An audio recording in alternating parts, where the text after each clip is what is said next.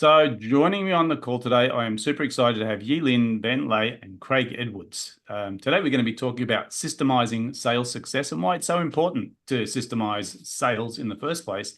But the exciting thing I have today is literally we've got experts on each stage of the sales process.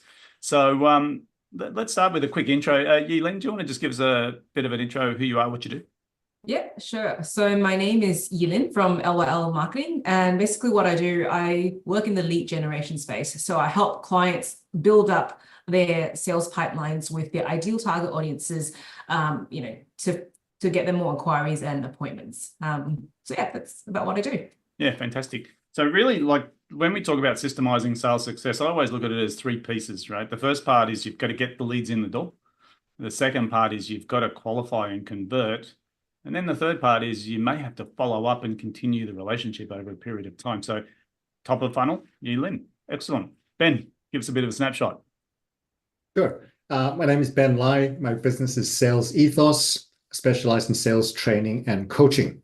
Now, the people that I work with best are the ones from non-sales backgrounds. A lot of entrepreneurs, they're really darn good at what they do, but they're hopeless at selling themselves. Key reason for this is that sales is often seen as being pushy or unethical. So I teach them the ethical way to do it in a soft way, but without compromising the effectiveness. So their conversion rates will increase and their revenue comes through as a result. Yeah, and really, I guess once the leads come in, we've got to have some sort of mechanism or methodology to convert. And I think that idea of, we should just employ top flight salespeople is a bit of a myth. I think what you've just touched on is reality. Most of the times, the founder of the company is the best salesperson because of their knowledge and scope. And I guess giving them some sort of mechanism really helps. And Craig, last but not least, maybe give us a bit of a snapshot of how you fit into this picture. Yeah, I'm Craig Edwards, Director of Beam Automation. We specialize in sales automation, marketing automation, and CRMs. But essentially what we try to do is build a bit of a system and a streamlined process from someone who's in the interested phase of sales to ultimately a conversion stage. So a conversion might just be having a meeting followed up or a meeting request booked in. Or various ways conversions can work, but making sure that there's an actual system and process that'll take them through from interested to conversion. But multiple, one of the key things is because we're in a digital age and people will essentially purchase digitally via a website or social media or other channels, is that we can systemize the whole lot. So one salesperson can feel like 10. So that's what we do is building systems that they're going to amplify a lot of the sales processes for a company. Yeah, fantastic. So really, when it comes to this idea of systemizing sales success, we've got the three key elements here. Okay. So, when we talk about this idea, why would someone want to systemize their sales? So let's have a bit of a sort of deep dive here. Craig, probably you're the best person. If I ask you this question, what's the that's key driver? Yeah, well, one of the key things that we've definitely identified is in a post-COVID world that there are teams that have been downsized. And puts a lot more pressure on the sales team to deliver more in the same time every week that they've got in their 40 or 50 hours they've got each week. And they have to wear much more hats. So by systemizing that, we can put in, first of all, remove a lot of their mundane tasks, automate things that brings back a lot of more time that they can focus on closing deals and closing more sales through their own sales process. Yeah. Yeah. And I think I'm going to turn to Ben in a second because I know when we train salespeople, one of the things I often say to them is, what's the best use of your time? And I don't know if you remember, Tom Hopkins used to be a great sales trainer, and he said the best use of a salesperson's time is belly to belly with someone who needs your product or service. Right. So anything that's not the sales call is not the best use of their time. So the automation, I guess, takes a lot of that sort of traction, that work, and puts it into automation. Yeah. 100%. Yeah. So Ben, when we talk about systemizing sales success, let's talk about why you sort of got into what you do, because obviously you talk about non-sales people, and I think that's a super resistant patch for a lot of people. They go, I'm not a salesperson. And you've addressed that one. But why is it so critical when we're talking about systemizing sales success? Yeah, you've touched on exactly the point, David. A lot of people do not identify as I'm a natural at sales. They don't feel like they have the right personality, the gift of the gab. In fact, every sales trainer that I speak to says the same thing. They when they started off in sales, they were no good at it, and that's how they came to learn it and to teach it. When you systemize the sales process, it takes all of the pressure off who your natural personality. It's follow step A, step B, step C, and you get the result at the end. So when you've figured out what that system is, or if you get someone to tell you what that system is, your results become predictable regardless of your natural talents and abilities. Yeah, yeah. And I guess this sort of brings us back to Yilin, who's really at the top of funnel. And I know a lot of frustration when I ask people in business, what do they need most? They say, we need more leads. Yep. But there's leads and there's leads. So can we just sort of go into, like, when we talk about systemizing sales success, how do you apply that to what you do? I think there's a lot of things when it comes to systemizing the top of funnel lead gen process. And what I guess I'd say is, the first thing is the strategy part. Once you've got the strategy nailed down, you need to have a proper system in place to actually generate leads. A lot of times businesses always start off with word of mouth or referrals, for example, which is great. And it's everyone should do that. But the thing is, you don't have any control over when it comes in, how it comes in. You have none of that. So sometimes businesses would have no leads at one stage, and suddenly they have leads, too many leads at one point. So you want to have a proper system in place so that at least you have control over that process, and you're not worrying about, oh, am I going to have leads tomorrow? Am I going to have a sales call tomorrow? Am I, all of that. So I think that's probably one of the key things. Yeah, and I guess this is super important, because when we talk about lead gen, and you're talking about now outbound cold outreach, for me, it's something that I can turn the tap up and down on, depending on my requirements within my business. And I often equate, when people say word of mouth or referral is their main lead source, it's great because it's the best lead source, but exactly what you just said, it's inconsistent. So it really depends on the weather, on how many people refer you today.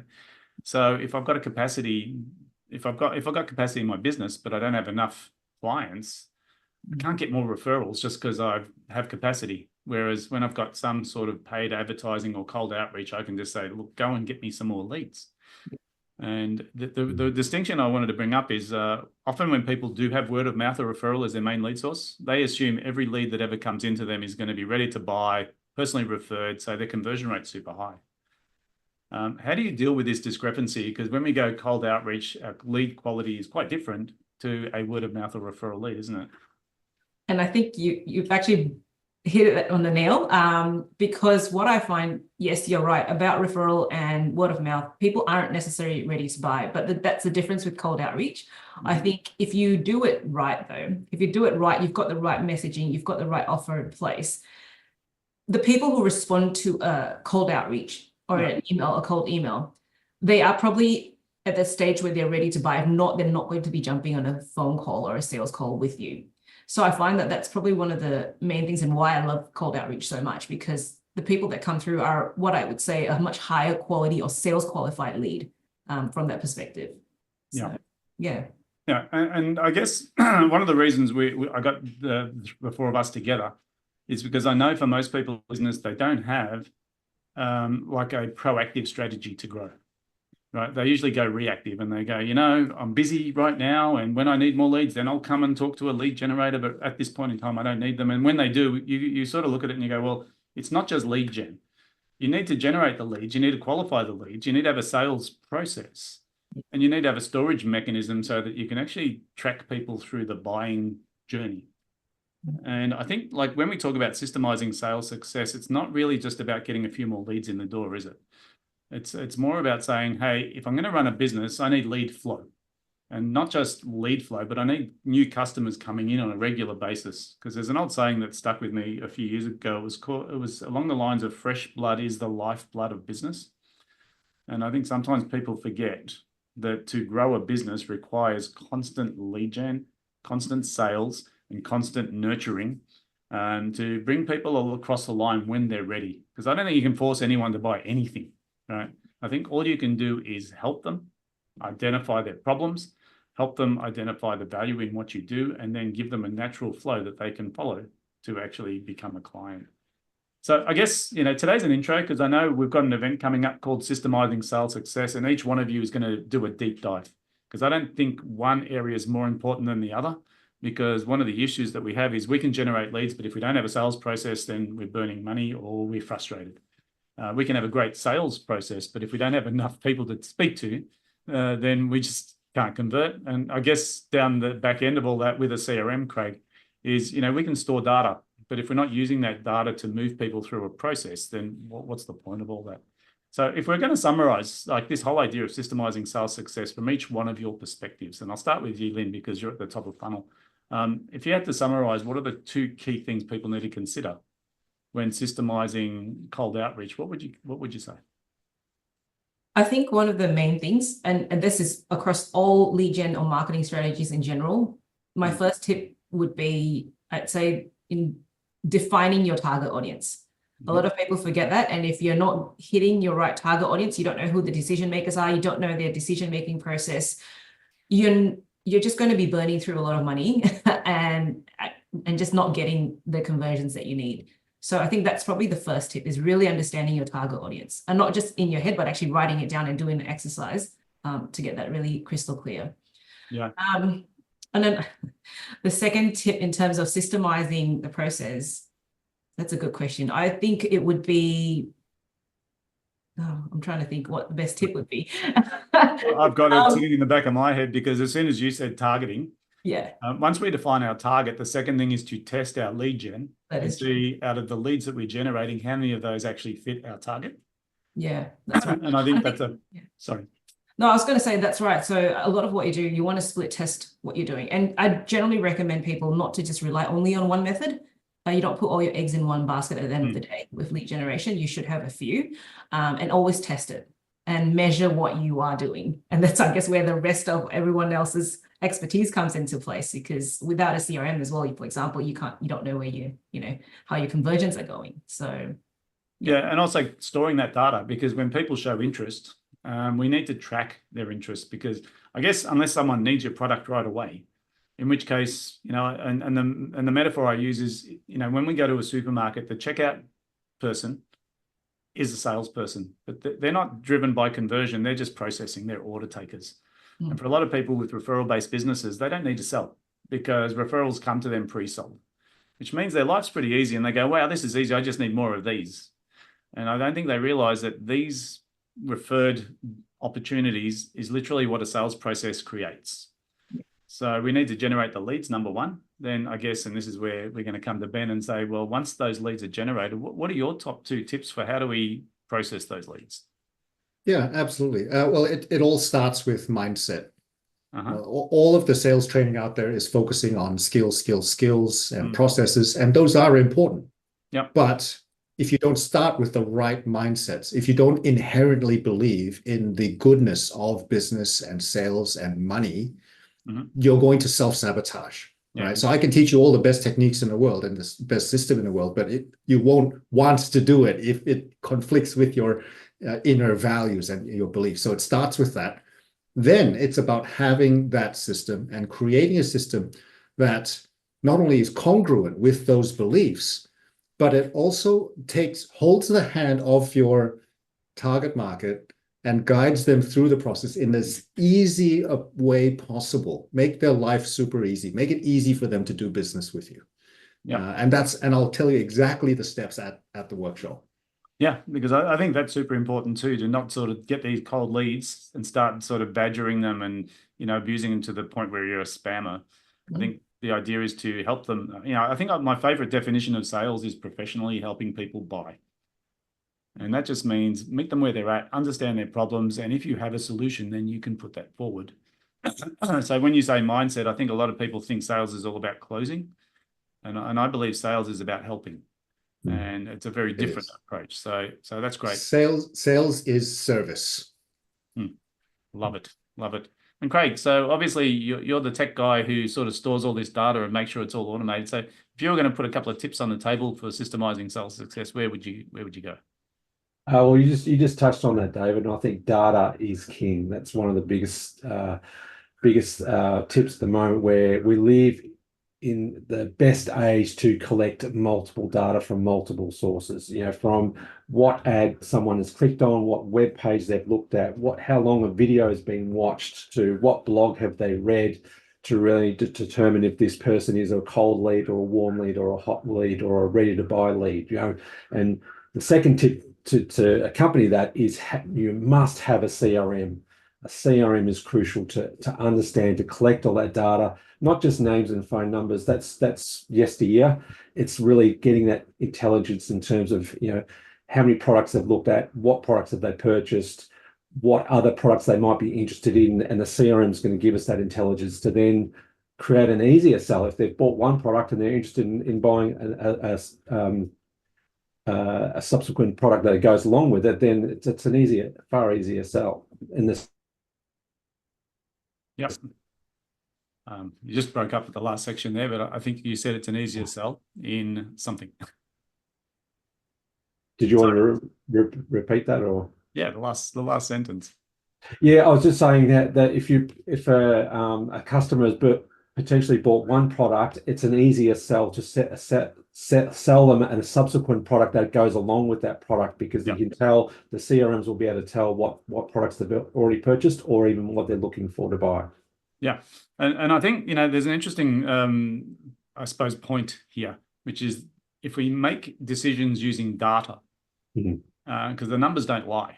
Right, because often people, especially salespeople, and not all of them, but a lot of them, are very optimistic, right?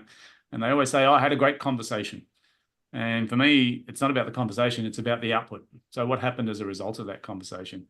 So, what I guess you're saying is, we now have enough technology to monitor how people click, how long people view, what they liked, what they didn't like, and we can now feed that back into the sales process, so we can systemize it.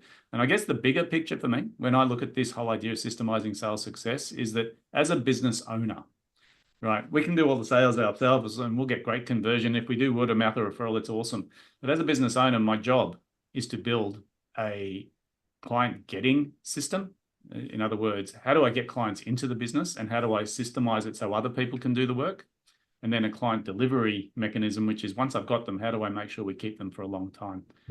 This whole conversation is around that front end. And I think for a lot of people in business, if they solved this problem and had a system for sales, what would happen is they'd have new problems, which is we've got a capacity issue.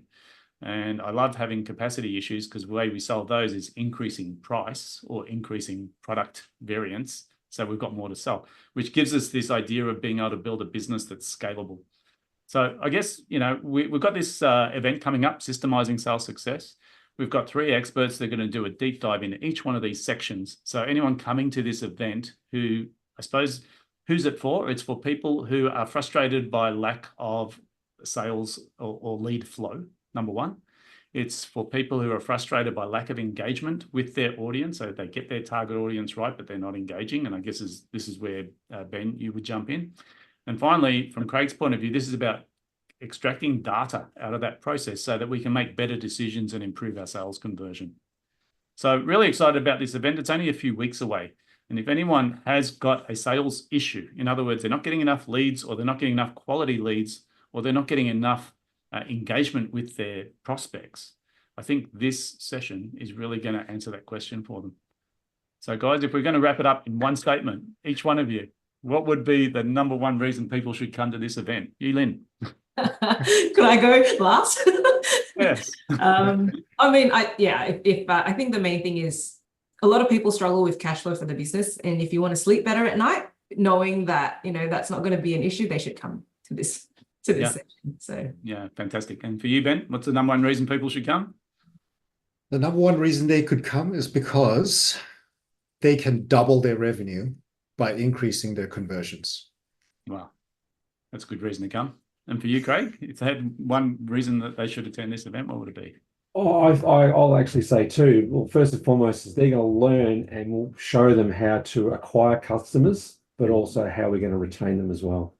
Yeah, because I think people leave a lot of money on the table with sales. They're super inefficient at it. And they think they're good because when they get a referral, they convert. But when we talk about a scalable system, there's a few elements that need to be sort of, first of all, installed and then optimized. And I think when we look at it as a bigger picture and say, look, this is really about how do we get new clients? This whole mechanism would actually set a lot of people free in their business and allow them to actually go and focus on what's more important, which is client fulfillment, delivering value, and literally growing the business. So guys, thanks again for tuning in today. I'm super excited about this event because I think, like, I come from a sales background, and I recognized years ago that if there's one skill that a business owner needs to master, that's the ability to identify their target market and show them the value that they create. And I think it's been proven time and time again that the guys that win in business are the guys that have got the best sales process in place. So thanks again for joining us today, and I'm looking forward to seeing how many people we can get on the call and how many people we can help with improving their sales system. So looking forward to seeing you guys soon. Thank you. Cheers. Thanks very much.